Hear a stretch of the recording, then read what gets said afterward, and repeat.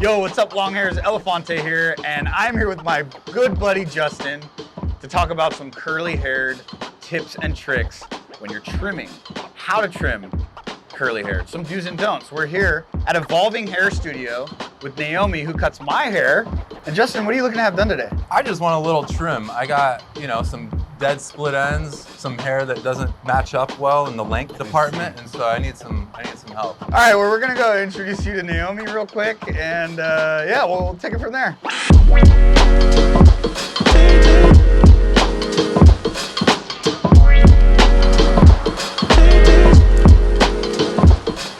What up, Naomi? This is Justin, Naomi. Well, Nice to meet you. After you, sir. All right, well, Naomi's gonna walk you guys through, like I said, some tips, tricks, general stuff. So I'm gonna get out of here, and I'll be back in, I don't know, whenever you're done. this is a good head of hair. Beautiful texture, I love it. When was the last time that you had your hair cut? It's been a long time. I want to say at least like 2 years. What is your regular treatment for your hair? You wash how many times a week? Are you putting anything? I usually would say probably once every 10 days shampoo, once every 6-7 days condition. Otherwise it tends to get a little dry just from the curl. So. Do you put anything after you wash it? Yeah, occasionally I'll throw in some like coconut, this coconut texturizing, curling. Like a cream of some type? Yeah, exactly, Okay. yeah. Okay. Yeah. And do you ever do any type of masks? Like I a have treatment, moisture? No. Okay, so your hair is naturally dry and most curly hair is naturally dry. So something that you have to do, it's what I call homework. You have to find out what kind of moisture you like to put into this hair. I like to use a lot of natural oils like avocado oil, jojoba oil, almond oil, but I really like avocado oil. For whatever reason, the hair seems to absorb it nice. So conditioning would be nice for this hair once in a while, right? So if you could maybe get yourself some of those oils, that would be best. Do you think you want to maintain it as long as possible still? I was gonna try to maintain it as long as possible, hoping to maybe keep it under 2 inches. It's hard to say inches with curly hair, you know, right. because it's just kind of not super clear. But what I can say is when I'm looking at the outside of the silhouette of your haircut, everything kind of reaches this bottom length, like the whole way of the length. So your top layer is just as long as the underneath, right? Yeah. So if you're looking to do this at home, that's hard to accomplish, but there are little things that you can do at home to maintain something around the face, or maybe trim up some of those heavy areas around the face. But in general, I would probably say leave the layers to the professionals. This is the back texture, the back of his head, and it's more of a wave. It doesn't have a real strong form. But when you look up here, look at how strong this form is right here and right here. So that's curly hair for you. It's different texture all throughout. But your texture, because it's curly, is slightly of that like wiry texture, right? Like a fine wire. So it's tricky for you to find products that work with your texture. Most things tend to be too greasy for you, I imagine. Yeah, definitely. I found that a lot, especially when trying new products. What I'm doing right now is I'm opening up all the tangles that he's got in here because it's kind of difficult to start cutting this without getting all these out. But more importantly for me, I like to do this because I like to see the hair at its most out of control. I like to make my hair as big as possible before I cut it. And I like to see what it looks like as a silhouette, meaning the outside shape. And that's how I determine what needs to go, because I can see where the hair has more density when I open it like this, and then where it gets finer, and those are usually like the weaker spots. So those are the parts that are ready to go. This all looks nice and healthy, and then once I get out here, I can see that stuff is kind of a little frazzled and not so curly. Now that we've got most of these tangles out, we begin.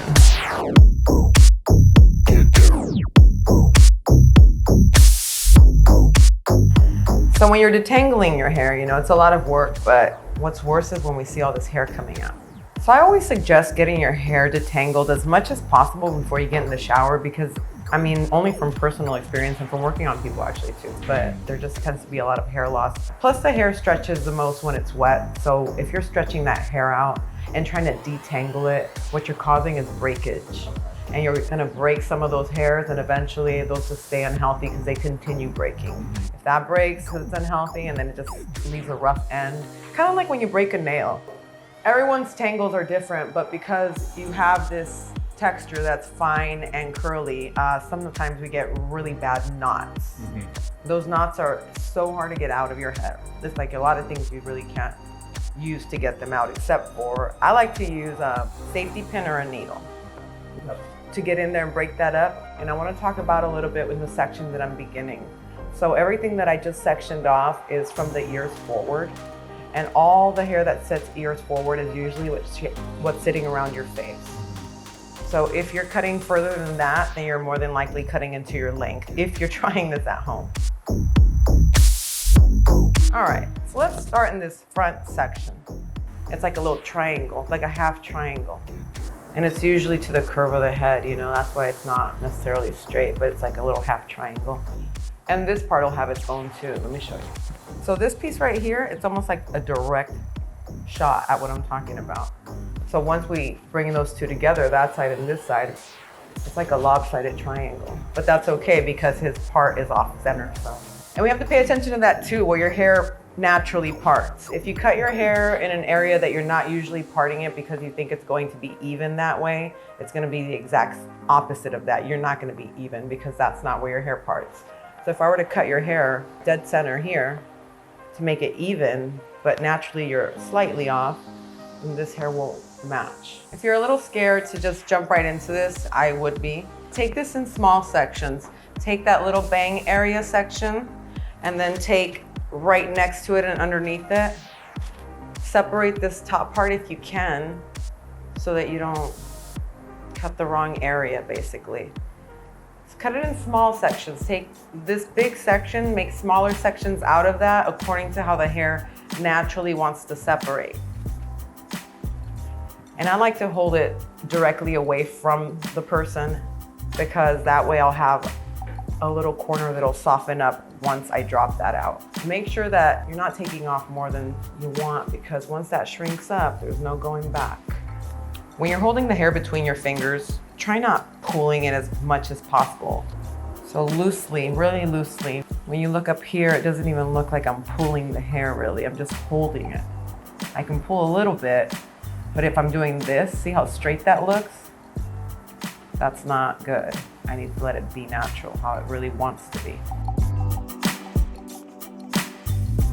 Right here, I'm still bringing everything forward, but I started at that little bang section and I'm starting to kind of gradually come all the way down to the length.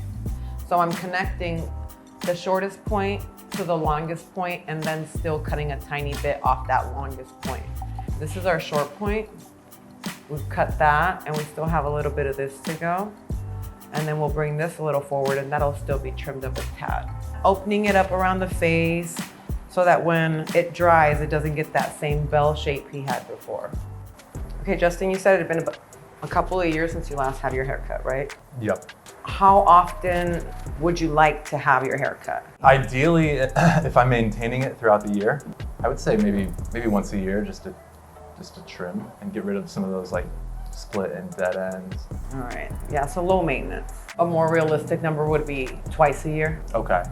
You know, one for the new year, I don't know, one for the summer, I don't know. Figure out what your schedule is. Yeah. But twice a year is not terrible, especially for people who don't blow dry their hair, who aren't doing anything to dry it out, basically. Mm-hmm. But make sure that you are doing things at home so that when that bi-yearly haircut comes by, your hair's in pretty decent shape considering, because 6 months is a long time, but like I said, if you're putting the conditioning treatments in there or if you're making sure that your hair's staying moisturized, then you don't have to take off as much.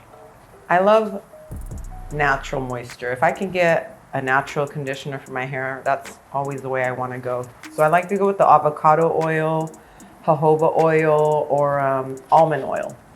Those are my 3 favorites. If you can put that on your ends once a week, let it sit overnight, maybe wash it out in the morning, then you're doing your hair a big favor. And you do have to do homework if you want to maintain your length. 2 haircuts a year is possible for you. It's just a little bit of stuff that you have to do at home.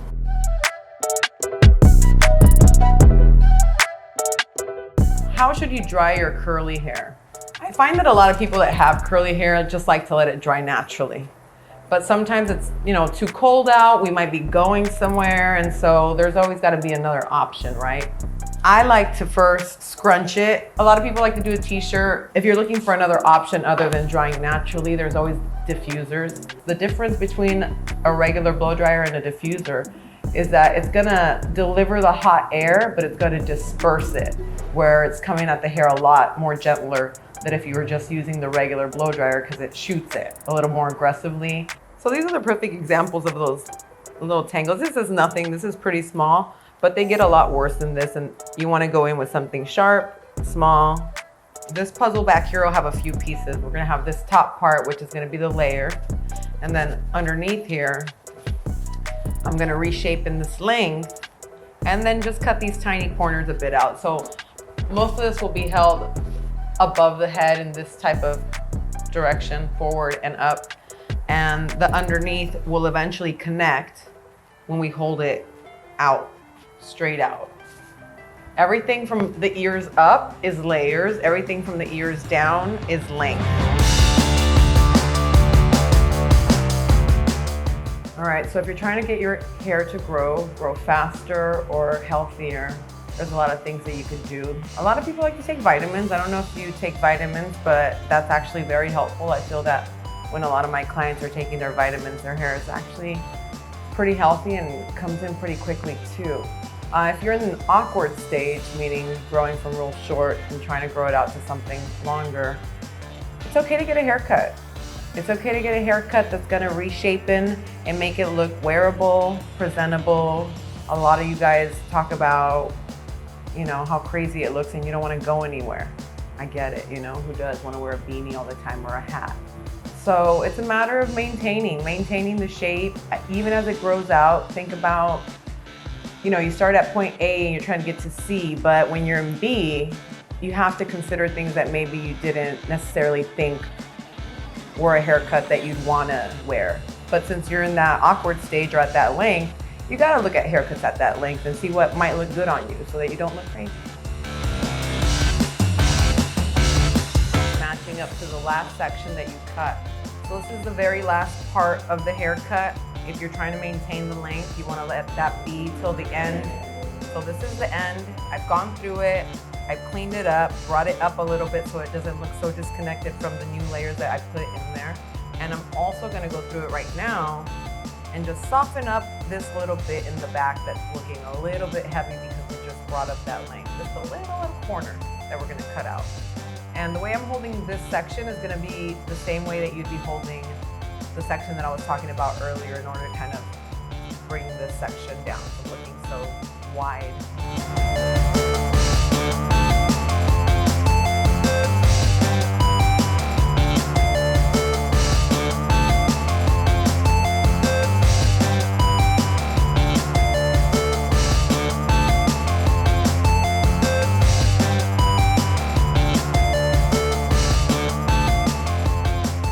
Now, that's your shortest layer, and everything from there down connects.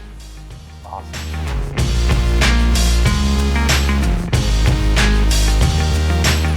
Bada bing, time to wash.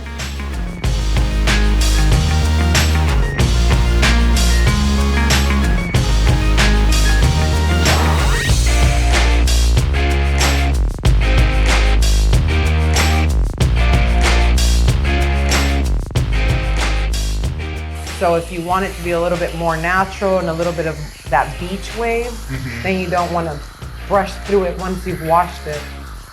Always beforehand. Yeah. And when you're using conditioner, you really only need it on the ends. Always start on the ends and then just work that a tiny bit up. If you're working it higher than, maybe 1/3 of the hair, then you're gonna tend to kind of get a little bit flat. Okay. I'm just letting the conditioner sit, and as I'm doing that, I'm just kind of helping it through. I already left most of it on the ends, and now I'm just kind of working it through the rest of it. You're using a paraben-free shampoo for the first time or a sulfate-free shampoo. Your hair isn't gonna feel as clean as you expect it to with your regular shampoo, and that's normal. So don't expect that same feeling. You can go for, you know, that double wash if you feel like it's gonna make it a little cleaner, but just know that your hair is gonna feel a little bit different. Look at how much hair he lost in the bowl. That was with the combing and the wash and conditioning, and I did comb through it with my fingers when it had conditioner, so that's not too bad. And this stuff is pretty light.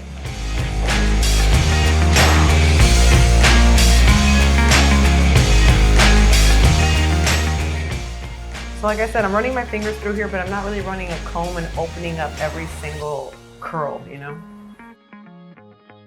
Okay. Wow. I love it. I love the fact that it's no longer, you know, super wide. It's more closer to my head with these curls really defined. I mean, it's amazing.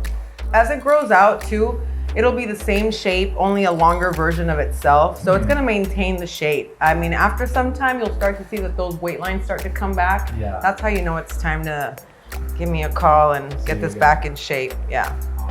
Hopefully twice a year. Yeah. I'm like, I'll see you in 6 months. Yeah. Justin, looking good, man. Thank you, sir. Let's poof more bounce. I love it. Top 3 takeaways. Well, first off, thank you for the introduction to Naomi. Yeah, heck yeah. Appreciate that. 3 takeaways. I'm definitely gonna stop doing a couple of things that were hindering my hair health that Naomi mentioned. You know, one of them is not brushing in the shower, not putting conditioner on the roots, more so focusing on the ends. And then, let's see, third thing, every 6 months. Yeah. Instead of waiting, you know, an extended period of time. Definitely gonna take her advice, get some avocado oil and kind of put that in there, maybe on like a 10-day bi-weekly basis. Cool. So yeah, just to maintain the health. Rad.